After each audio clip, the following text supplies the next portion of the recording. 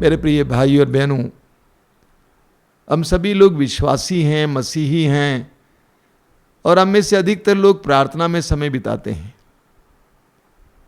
लेकिन अधिकतर लोगों के लिए प्रार्थना करने का मतलब है कुछ रटना, कुछ कहना, कुछ गाना, कुछ पढ़ना, कुछ करना। आज हम इस बात पर मनन करेंगे कि हमारी प्रार्थनाएं कितनी गहरी हैं। कई साल पहले की बात है, एक गांव में एक छोटा सा गिरजाघर था और उस गिरजाघर के इर्द गिर्द बहुत सारे मसीही परिवार थे, विश्वासी परिवार थे। और एक माता जी बराबर उस गिरजाघर में जाया करती थी, प्रार्थना में समय बिताती थी। लेकिन देर शाम को भी वो प्रार्थना में गिरजाघर में बैठी रहती थी। गिरजाघर के प्रबंधक जो गिरजाघर को बंद करके अपने घर जाता था, उसको बहुत तकलीफ होती थी। एक बार उसने आकर फादर से कहा, पुरोहित से कहा कि फादर जी ऐसा है, एक माता जी आकर बैठी रहती हैं और देर शाम तक बैठी रहती है, मैं समय पर उसको गिरजाघर को बंद करके नहीं जा पाता हूँ। तो फादर जी उस माता जी के पास गए और पूछा कि क्या कर रही है इतना समय यहाँ पे। उसने कहा मैं प्रार्थना कर रही हूँ। कैसी प्रार्थना करती हैं इतनी देर तक आप? ना आपके पास किताब है, ना कोई माला है, कैसी प्रार्थना करती हैं? उस माता जी ने फादर से कहा, बस मेरी प्रार्थना बहुत सरल है, मैं उसको देखता हूँ और वह मुझे देखता है।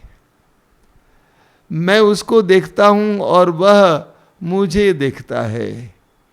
कितनी सरल प्रार्थना है और कितनी गहरी प्रार्थना है। लूकस के सुसमाचार के अध्याय 10 में हम पढ़ेंगे, एक बार प्रभु यीशु बेथानिया होके जा रहे थे और एक नारी जिसका नाम है मार्था, उसने यीशु को देख लिया और उसने यीशु को अपने घर पे आमंत्रित किया। प्रभु यीशु मार्था के घर पे गए और मार्था अंदर जाकर यीशु के लिए पकवान बना रही थी। लेकिन मार्था की एक बहन थी, वचन में लिखा हुआ है, उसका नाम है मरियम। वह यीशु के चरणों पर बैठकर यीशु के शब्दों को सुन रही थी। कुछ देर के बाद मार्था यीशु के पास आती है और कहती है कि प्रभु, क्या आपको अच्छा लगता है कि मेरी बहन सारा काम मेरे ऊपर छोड़ दिया है और मैं काम कर रही हूँ और वो आपके सामने बैठी हुई हैं? तो प्रभु यीशु ने मार्था को टोका, कहा, मार्था मार्था, तुम बहुत सारे कार्यों में व्यस्त हो, मरियम ने उत्तम भाग चुन लिया है। अध्याय 10 वाक्य 42 में लिखा हुआ है, मरियम ने उत्तम भाग चुन लिया है और वो उससे लिया नहीं जाएगा। प्रभु यीशु ने मरियम ने जो चुना था उसको उत्तम भाग कहते हैं। उत्तम भाग क्या है? यीशु के चरणों पर बैठना और यीशु को सुनना। कितना गहरा रिश्ता था। यीशु के पैरों के पास बैठे रहना और यीशु को सुनते जाना, यीशु के एक एक वचन को अपने हृदय में ग्रहण करते जाना। मैं कभी कभी प्रभु यीशु की प्रार्थना के बारे में मनन चिंतन करता हूं। प्रभु यीशु घंटों प्रार्थना में बिताते थे, कई घंटे प्रार्थना में बिताते थे। सुबह के समय, रात के समय, रात को जाग कर प्रार्थना करते थे। प्रभु यीशु ने कई दिन प्रार्थना में बिताए। सुसमाचार में बताता है कि 40 दिन और 40 रात उपवास और प्रार्थना में बिताए। तो प्रभु यीशु किस तरह की प्रार्थना कर रहे थे? कौन सी किताब ले गए थे? कौन सी माला ले गए थे? 40 दिन और 40 रात कैसी प्रार्थना कर रहे थे? एक गहरा रिश्ता जोड़ रहे थे। अपने अब्बा पिता के साथ एक गहरा रिश्ता जोड़ रहे थे। पिता को सुन रहे थे, पिता से बातें कर रहे थे। कितनी गहरी प्रार्थना रही होगी सोचिए, कितनी सरल प्रार्थना रही होगी सोचिए। आज हमने अध्यात्म को जटिल बना दिया है। आज हमने अध्यात्म को जटिल बना दिया है, मैकेनिकल बना दिया है, रटने वाली बात बना दी है। लेकिन यीशु कैसे प्रार्थना करते थे? एक गहरा रिश्ता, एक गहरा रिश्ता, सुनना और बोलना। योहन के सुसमाचार के अध्याय 11 में आप पढ़िएगा वाक्य 41 और 42 में कि प्रभु यीशु लाजरुस की कब्र के सामने खड़े हैं लाजरुस मरा हुआ था और चौथा दिन था आज, और प्रभु यीशु उसको जिंदा करने जा रहे हैं, एक बहुत बड़ा चमत्कार करने जा रहे हैं। उससे पहले प्रभु यीशु की क्या प्रार्थना थी आपको मालूम है? कितनी छोटी प्रार्थना। प्रभु ने कहा कि अब्बा, मैं जानता हूं कि तूने मेरी सुन ली है, क्योंकि तू सदा मेरी सुनता है। बस यही उनकी प्रार्थना है। एक बहुत बड़े चमत्कार से पहले, लाजरुस को जिंदा करने से पहले प्रभु यीशु ने ये प्रार्थना की, अब्बा मैं जानता हूं कि तूने मेरी सुन ली है, तू सदा मेरी सुनता है। सवाल ये नहीं है कि हम कितनी लंबी प्रार्थना बोलते हैं, बल्कि सवाल यह है कि हमारी प्रार्थना कितनी गहरी है और हमारा प्रभु के साथ रिश्ता कितना मजबूत है। यीशु का अपने पिता के साथ रिश्ता इतना मजबूत था कि यीशु कहते हैं कि अब्बा मैं जानता हूं कि तूने मेरी सुन ली है, क्योंकि तू सदा मेरी सुनता है। इसलिए प्रभु यीशु ने मत्ती के सुसमाचार के अध्याय 6 वाक्य 6 में हमें प्रार्थना के बारे में बताया है। प्रभु ने कहा, जब तुम प्रार्थना करते हो तो अपने कमरे में जाकर द्वार बंद कर लो और एकांत में अपने पिता से प्रार्थना करो। तुम्हारा पिता जो एकांत को भी देखता है तुम्हें पुरस्कार देगा। प्रभु कहते हैं जब तुम प्रार्थना करते हो अपने कमरे में प्रवेश करो और द्वार बंद कर लो और एकांत में अपने पिता से प्रार्थना करो। तुम्हारा स्वर्गीय पिता जो एकांत को भी देखता है तुम्हें पुरस्कार देगा। क्या मतलब है इसका? तुम्हारी प्रार्थना गहरी हो, एक गहरी प्रार्थना। हमें निर्गमन ग्रंथ के अध्याय 33 में पढ़ने को मिलता है।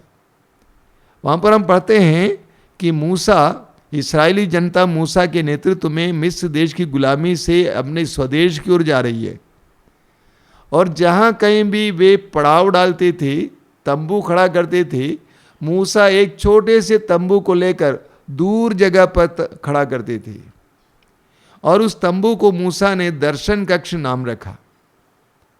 और जिसको भी ईश्वर से मिलना था वहां पर जाया करते थे, वहां पर बैठकर प्रार्थना करते थे। आप पढ़ेंगे वाक्य 11 में कि मूसा दर्शन कक्ष में बैठा रहता था, ईश्वर से वार्तालाप करता था। मूसा के वार्तालाप के बारे में वचन में लिखा हुआ है, जिस तरह एक मित्र अपने मित्र से वार्तालाप करता, उसी तरह मूसा ईश्वर से वार्तालाप करता था। एक मित्र अपने मित्र से वार्तालाप करता है। मैं अक्सर लोगों से कहा करता हूं कि यीशु को अपने मित्र बना लीजिए, यीशु को अपना मित्र बना लीजिए और यीशु से गहराई से बात कीजिए। अपने जीवन की एक एक बात को यीशु के सामने रखिए। मैंने देखा आजकल लोगों में एक बहुत बड़ा रोग है। वो रोग है कि अपना दुखड़ा मनुष्यों के सामने रोना चाहते हैं। रिट्रीट सेंटर, साधना केंद्रों ने ज़्यादा काउंसलिंग पर जोर दिया। काउंसलिंग बहुत महत्वपूर्ण है, परामर्श बहुत महत्वपूर्ण है, जिसके द्वारा हमें इशारा मिलता है। लेकिन काउंसलिंग से बढ़कर है हमें यीशु के पास जाना, यीशु के करीब जाना, यीशु से वार्तालाप करना, यीशु को अपना मित्र बनाना। मैं कई गैर मसीही भाई बहनों से कहता हूं, जो पहली बार मिलते हैं, अपनी समस्या लेकर आते हैं, तो मैं उनसे कहता हूं आप यीशु को अपना मित्र बनाइए। और जिस तरह एक मित्र से आप बात करते हैं, उसी तरह यीशु से आप बात कीजिए, गहराई से बात कीजिए, उसको सुनना भी सीखिए। आप देखेंगे धीरे धीरे यीशु आपके जीवन में कार्य करने लगेंगे। हमें राजाओं के ग्रंथ की अध्याय 18 में नबी एलिया की प्रार्थना के बारे में पढ़ने को मिलता है। नबी एलिया इस्राएल के लिए प्रार्थना करता है, कारमेल पहाड़ पर अकेले अपने नौकर के साथ। नबी एलिया कैसे प्रार्थना करता है? वचन में लिखा हुआ है, अपने सिर को अपने दोनों घुटनों के बीच में लटका देता है और एकांत में प्रार्थना करता है, इस्राएल पर वर्षा के लिए प्रार्थना करता है। एक गहरा रिश्ता ईश्वर के साथ, एक गहरा रिश्ता ईश्वर के साथ। अक्सर जब हम प्रार्थना की बात करते हैं, प्रार्थना के बारे में सोचते हैं, हमें प्रार्थना करने के लिए कुछ शस्त्रों की आवश्यकता जैसा लगता है। हमें बाइबल चाहिए, माला चाहिए, किताब चाहिए। मैं जानता हूं एक भाई मेरे साथ कुछ दिन तक रहा, वो रोजरी बोलते थे, रोजरी माला विनती करते थे, लेकिन बिना किताब के रोजरी माला विनती नहीं बोल पाते थे। वो किताब से इतने जुड़े हुए थे, बिना किताब के प्रार्थना ही नहीं कर पाते थे। मैंने किताब हटाइए, बिना किताब के बोलिए, प्रभु से सीधे बात कीजिए, गहराई से बात कीजिए, रटना बंद कीजिए। मैं एक बहन को जानता हूं जो बाइबल बहुत अच्छी तरह जानती है, कई साल पहले की बात है, बहुत अच्छी तरह पढ़ती है, बाइबल पढ़ती रहती है, बाइबल का हर प्रसंग जानती हैं, प्रवचन सुनाती हैं। लेकिन मैंने देखा कि उस बहन के अंदर प्रार्थना का फल दिखाई नहीं दे रहा था। बाइबल तो पढ़ती थी लेकिन प्रार्थना का फल दिखाई नहीं देता था। इसीलिए मैंने उस बहन को अपने आश्रम में बुलाया, कहा कि तुम एक काम करो, आश्रम में आकर एक सप्ताह प्रार्थना करो। और जब वो प्रार्थना करने के लिए चैपल में जाती थी, बाइबल लेके जाती थी। एक दिन मैंने बाइबल छीन लिया, मैंने कहा आज तुम प्रभु से प्रार्थना करना सीखो। जब भी वो जाके प्रार्थना के लिए बैठती थी, तुरंत बाइबल खोलती थी, बाइबल पढ़ती रहती थी और वो उसको अपने प्रार्थना समझती थी। कभी कभी बाइबल पढ़ना भी एक नशा बन सकता है, उसको वो बाइबल प्रार्थना समझती थी। मैंने कहा बिना उसके तू प्रार्थना कर। प्रभु यीशु ने 40 दिन और 40 रात बिना किसी किताब के, बिना किसी माला के पिता के साथ रिश्ता जोड़ा। पिता के साथ रिश्ता जोड़ना सीखो। प्रभु यीशु ने हमें सुंदर प्रार्थना सिखाई है, हमारी पिता की प्रार्थना। उसमें प्रभु ने कहा इस तरह बोलो, ये हमारे पिता जो स्वर्ग में है। मैंने कई बार आपसे कहा जो शब्द प्रभु ने इस्तेमाल किया वो शब्द पिता नहीं है बल्कि अब्बा है। अब्बा का मतलब है डैडी, पापा, बाबू, बाबा। यानी प्रभु कहते हैं कि तुम प्रार्थना में ईश्वर के साथ एक गहरा रिश्ता जोड़ो। और मैं आपसे भी आज कहना चाहता हूं, प्रभु के साथ एक गहरा रिश्ता जोड़िए। हमें एक सुंदर प्रार्थना के बारे में पढ़ने को मिलता है लूकस के सुसमाचार के अध्याय 18 में, उसके वाक्य 13 और 14 में। वो किसकी प्रार्थना है? वहां पर प्रभु यीशु 2 व्यक्तियों की प्रार्थना के बारे में बताते हैं। एक फरीसी, धर्म का ज्ञाता, ईश्वर के नियमों का ज्ञाता, पक्का यहूदी, कट्टर यहूदी, मंदिर में जाता है, अपना सीना तान कर ईश्वर के सामने अपने किए हुए सारे अच्छे कार्यों के बारे में वर्णन देता है और कहता है कि मैं उस नाकेदार की तरह नहीं हूं जो मेरे बगल में खड़ा है। लेकिन वो नाकेदार कैसे प्रार्थना करता है? वचन में लिखा हुआ है, वो अपने सिर को लटकाता है और अपना छाती पीटते हुए बोलता है कि हे ईश्वर, मुझ पापी पर दया कर। बहुत छोटी सी प्रार्थना, हे ईश्वर मुझ पापी पर दया कर। प्रभु यीशु कहते हैं कि उसकी प्रार्थना सुनी गई। गहरी प्रार्थना, छोटी मगर बहुत गहरी प्रार्थना। प्रभु यीशु ने कहा योहन के सुसमाचार के अध्याय 4 वाक्य 24 में, ईश्वर आत्मा है और उसके आराधकों को चाहिए कि आत्मा और सच्चाई से उसकी आराधना करें। ईश्वर आत्मा है और उसके आराधकों को चाहिए कि ईश्वर आत्मा और सच्चाई से ईश्वर की आराधना करें। ये प्रभु यीशु एक समारी स्त्री से बोल रहे थे। उस समारी स्त्री के सामने प्रार्थना का रहस्य प्रभु ने खोला। ईश्वर आत्मा है और उसकी आराधना आत्मा और सच्चाई से होनी चाहिए, आत्मा की गहराई से होनी चाहिए। मेरे प्रिय भाई और बहनों, आप कभी भी प्रार्थना कर सकते हैं, कहीं भी प्रार्थना कर सकते हैं। आप काम करते वक्त भी प्रार्थना कर सकते हैं, खाना पका रहे हैं प्रार्थना कर सकती हैं। आपकी आत्मा प्रभु के साथ जुड़ी रह सकती है। आपने देखा है पतंग उड़ाने वाले, पतंग उड़ाने का जब समय आता है सैकड़ों पतंग आसमान पर उड़ती रहती है, लेकिन उड़ाने वाले को पता है कि मेरी पतंग उड़ रही है या नहीं है। कैसे? अपने उंगली से। वो तार टाइट रहता है, वो डोर टाइट रहता है। आप जो भी कुछ करें वहां पर आप प्रार्थना कर सकते हैं। गाड़ी चला रहे हैं प्रार्थना कर सकते हैं, काम कर रहे हैं प्रार्थना कर सकते हैं, हल चला रहे हैं प्रार्थना कर सकते हैं, आप पढ़ाई कर रहे हैं वहां पे भी प्रार्थना कर सकते हैं। ईश्वर के साथ एक गहरा रिश्ता जोड़ना।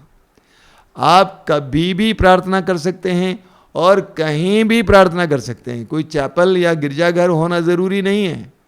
गिरजाघर में हम लोग एक साथ प्रार्थना करते हैं। गिरजाघर में अगर आप कैथोलिक हैं तो वहाँ पे परम प्रसाद रहता है, वो प्रभु की उपस्थिति है। लेकिन प्रभु की उपस्थिति सर्वत्र है। आपके किचन में प्रभु की उपस्थिति है, आपके शयन कक्ष में प्रभु की उपस्थिति है। संपूर्ण संसार एक बहुत बड़ा गिरजाघर है। ये पूरा संसार एक बहुत बड़ा चैपल है। इसीलिए आप कहीं भी प्रार्थना कर सकते हैं। आज हमें हमारी प्रार्थनाओं को और गहरा करने की जरूरत है। रटिए, अच्छा है। माला जपिए, अच्छा है। बाइबल पढ़िए, अच्छा है। लेकिन हमारी प्रार्थनाएं और भी गहरी होनी है। प्रभु के साथ एक गहरा रिश्ता होना है। जिस तरह आपका आपके पति के साथ रिश्ता है, पत्नी के साथ रिश्ता है, बच्चों के साथ रिश्ता है, माँ बाप के साथ रिश्ता है, भाई बहन के साथ रिश्ता है, उसी तरह एक गहरा रिश्ता जोड़िए। गहराई से प्रभु से बात करना शुरू कीजिए। प्रभु से प्यार कीजिए, प्रभु को क्या प्यार महसूस कीजिए और उनको एक मित्र बनाइए और मित्र की तरह वार्तालाप कीजिए। जिस तरह यीशु प्रार्थना करते थे, जिस तरह इब्राहिम प्रार्थना करते थे, जिस तरह मूसा प्रार्थना करते थे, उसी तरह एक मित्र की तरह ईश्वर के साथ गहरा रिश्ता जोड़ते हुए वार्तालाप करना शुरू कीजिए। आइए हम प्रार्थना करें। प्रभु यीशु, धन्यवाद देता हूं इन सारे क्षणों के लिए। तेरे पवित्र वचनों के लिए धन्यवाद देता हूं। तेरे शिष्यों ने तुझसे कहा, लूकास अध्याय 11 वाक्य 1 में, प्रभु हमें प्रार्थना करना सिखाइए। आज मैं भी यही प्रार्थना करना चाहता हूं। प्रभु हमें प्रार्थना करना सिखाइए। इन वचनों को सुनने वाले एक एक भाई बहन को प्रार्थना करना सिखाइए। प्रार्थना का मर्म समझाइए। प्रार्थना का मर्म तुझसे रिश्ता ये समझाइए। तेरे साथ गहराई से जुड़ना सिखाइए। तेरे साथ जुड़कर तेरे साथ वार्तालाप करना सिखाइए। तुझे सुनना सिखाइए। तेरे साथ गहरा रिश्ता जोड़ना सिखाइए। हमारी प्रार्थनाओं को गहरा बनाने के लिए हमें कृपा दीजिए। प्रभु यीशु, तेरी स्तुति, तेरी आराधना, तेरी महिमा हो।